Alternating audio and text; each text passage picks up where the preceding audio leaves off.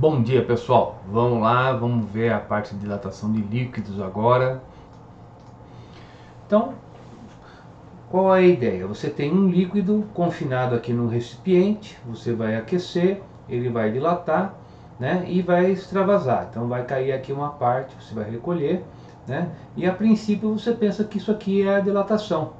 Mas não, porque o material que está aqui também sofreu dilatação. Então, né, uma parte da dilatação do líquido ficou escondida aqui no próprio frasco. Então você teria que a dilatação real é aquela que você percebe, né, a aparente que está aqui, mais aquela que ficou escondida no frasco. Se você pegar que a dilatação volumétrica ela é sempre volume inicial, gama, delta teta, né, e substituir nessa equação, você vai chegar nessa aqui, ó. O coeficiente de dilatação real do líquido é a do frasco mais a aparente.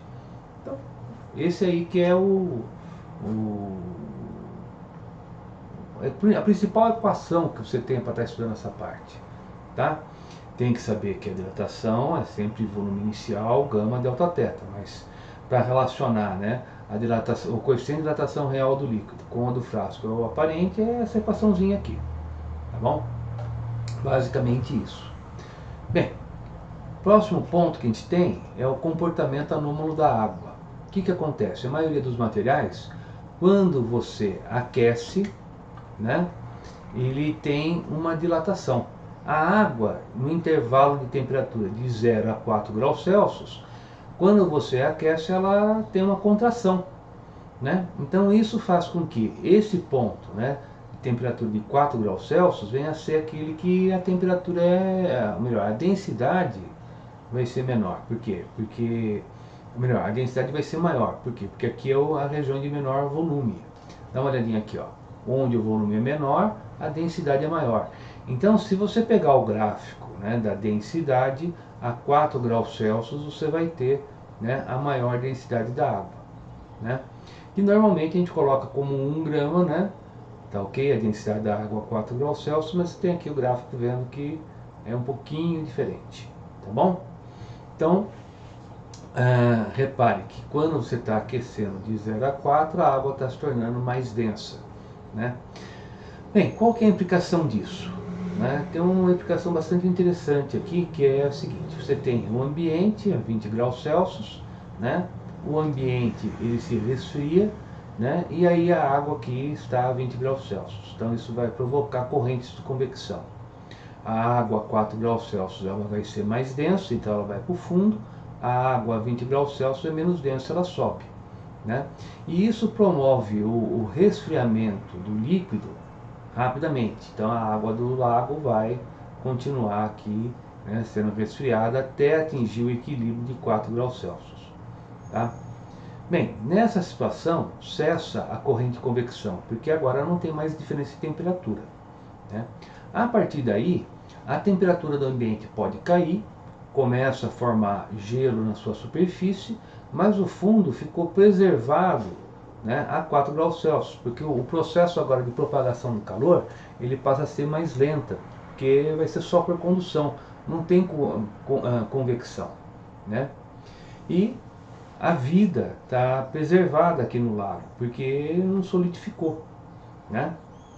Depois disso, a temperatura do ambiente pode cair ainda mais, que vai aumentar a espessura do gelo, e o gelo não é um bom condutor de calor. Então você vai ter um cobertor de gelo ali protegendo o lago, né? Veja, a Terra já passou por várias eras, né?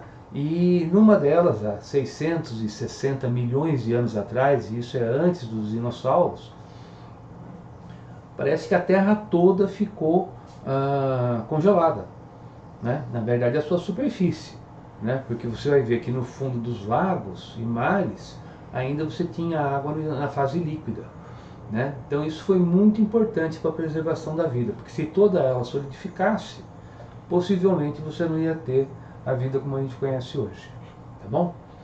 Então aqui é um caso interessante, né? Que dá para relacionar, né, a física com outros tipos de conhecimento, tá bom? Bem, vamos partir para os exercícios, né? Então, primeiro exercício, tá? Você tem aí, pela manhã, Com temperatura de 10 graus Celsius, João encheu completamente o tanque do seu carro com gasolina e pagou R$ 33. Dá para você perceber que esse exercício é um exercício bastante velho, né, gente? E vai falar que o preço da gasolina é R$ 1,10 o litro, tá? Bem, logo após o abastecimento, deixou o carro no mesmo local, voltando buscá-lo mais tarde, quando a temperatura atingiu a marca de 30 graus Celsius. Bem, sabendo que o combustível está vazou, quer saber quanto que o João perdeu em dinheiro e dá o coeficiente de dilatação da gasolina, tá bom? Bem, ele fala aqui que o tanque dilatou, mas ele não deu o coeficiente de dilatação do frasco, do tanque. Então eu vou considerar somente a dilatação do líquido, tá ok? Então, vamos fazer isso aí, só um minutinho. Bem, vamos lá. Deixa eu pegar aqui a nossa mesa.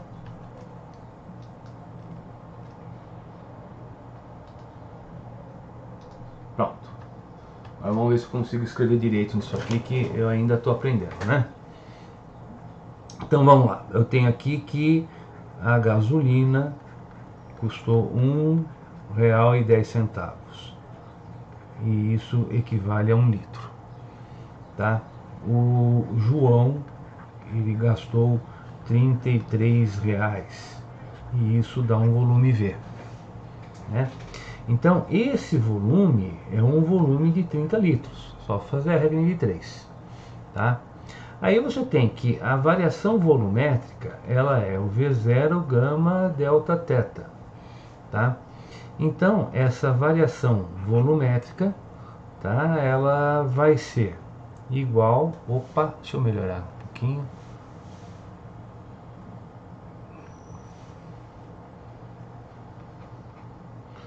Vai ser o V0 gama delta teta e o V0 vale 30, né?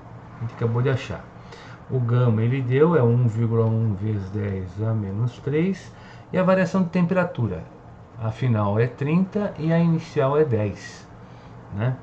Então, isso vai dar que a variação volumétrica... Opa!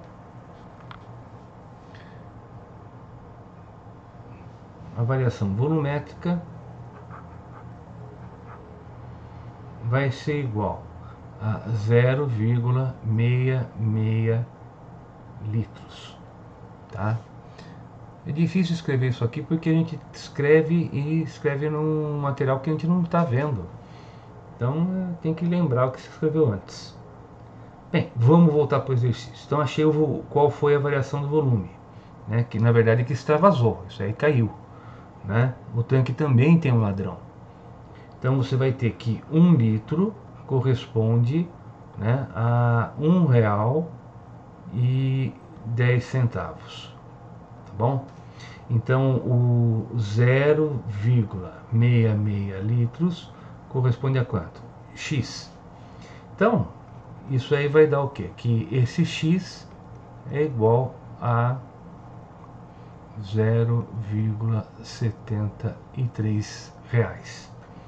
Bom, então tá feito aí o exercício de dilatação, tá? Bem, vamos passar para o segundo exercício do dia. Vou passar aqui para a gente dar uma lida.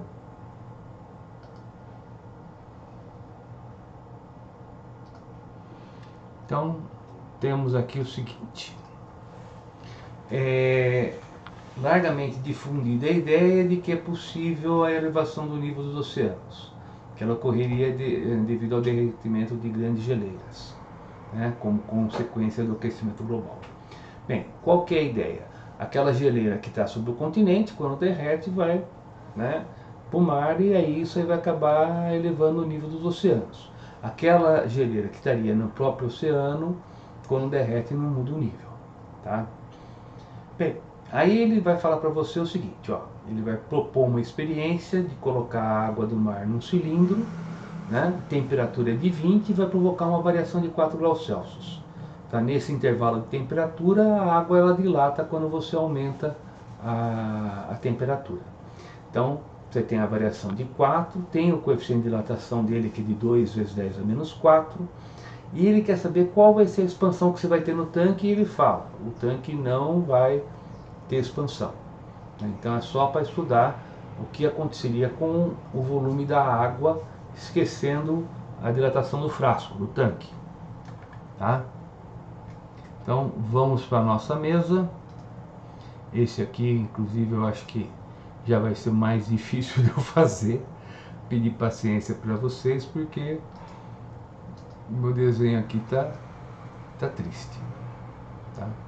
Também não preciso fazer o desenho aí, viu, gente? Se vocês quiserem... Ah, vamos tentar, vai. Vamos lá. Ó, então eu tenho aqui o seguinte.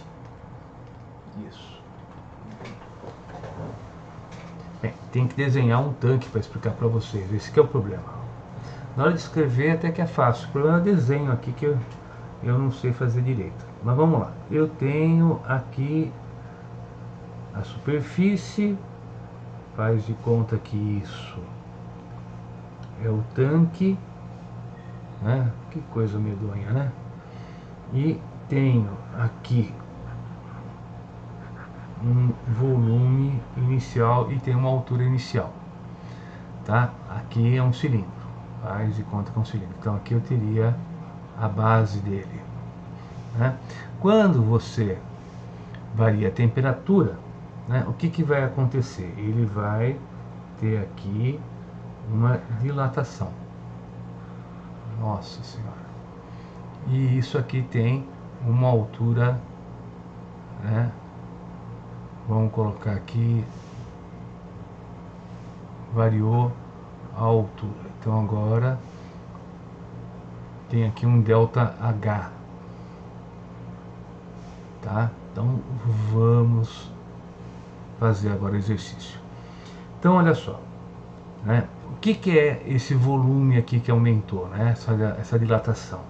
Isso seria o delta V, que é igual ao V0 gama delta θ, tá? Então o delta V é o que? É um cilindro. Então isso vai ser a área da base, né?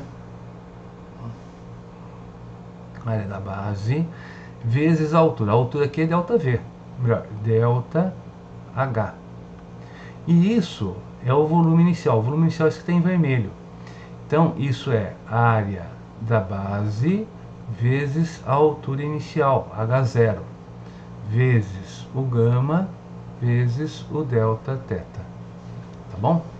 Então agora eu tenho aqui o seguinte, né? Essa área da base aparece aqui e aparece aqui. Então ficou o delta H, que é o que eu quero achar, né? Esse delta H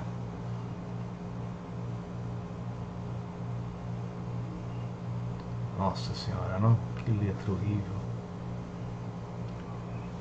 Bem, vamos lá, tentar de novo. Esse delta H, ele vai ser igual, né? O H0 ele falou que é 20. O coeficiente de dilatação é de 2 vezes 10 a menos 4, vezes a variação de temperatura que ele falou que é 4. Tá? Então agora teria que fazer essa continha, né? Então você vai ter aqui que o delta H vai ser igual a 0,016 metros.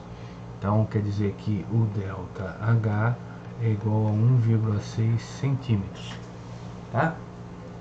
Então tá feito, achamos quanto iria subir em 20 metros, daria um aumento de 1,6 centímetros, tá? Isso devido a quê? Devido, sem mudar a quantidade de água. O que aconteceu foi a água que você tinha ali que dilatou, né? Passar para terceiro exercício.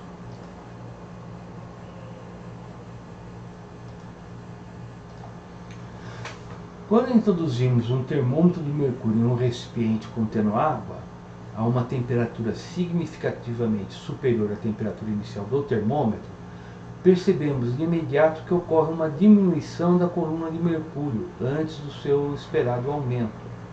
Explica o fato. Bem, vamos lá, né? Então, olha, eu já tentei, até treinei um pouquinho, por incrível que pareça, fazer esses desenhos, mas eu não consigo fazer nessa mesa, tá? Então, Esse aí eu vou ter que fazer ali do lado, porque não vai ter jeito, viu, gente? Tá? Esse aqui eu vou ter que ir para a lousa, porque termômetro naquela coisinha ali eu não consegui fazer. Tá? Então, tenho aqui um termômetro. Olha só que maravilha. Aqui o risco sai reto.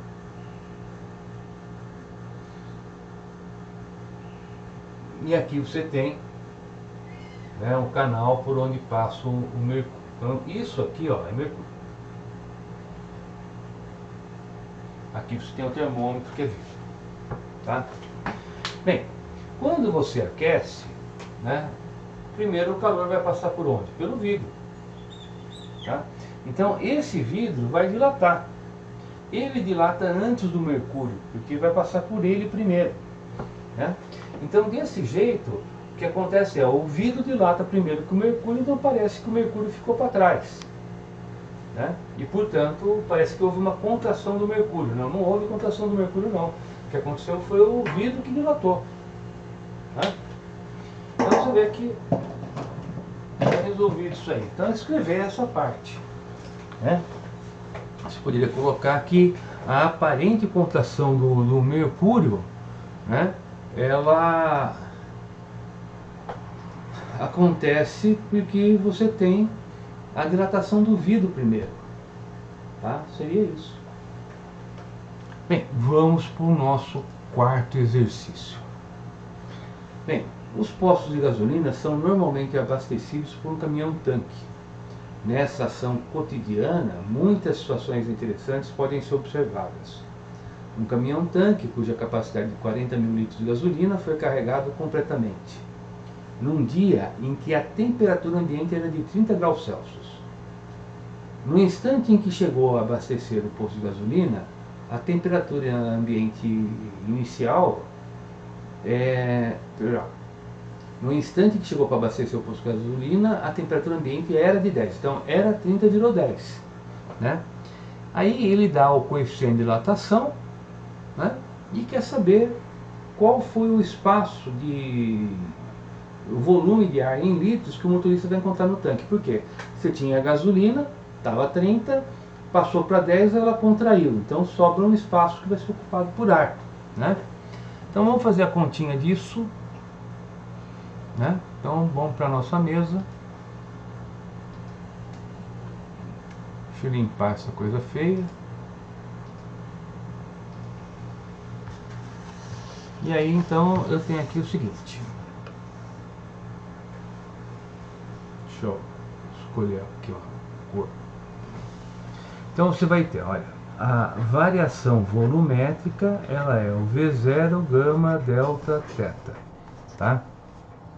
Então você tem que essa variação volumétrica vai ser igual a 40 mil, que é o volume inicial de combustível no tanque, vezes 1,1, vezes 10 a menos 3, vezes a variação de temperatura, que é de 10 menos 30.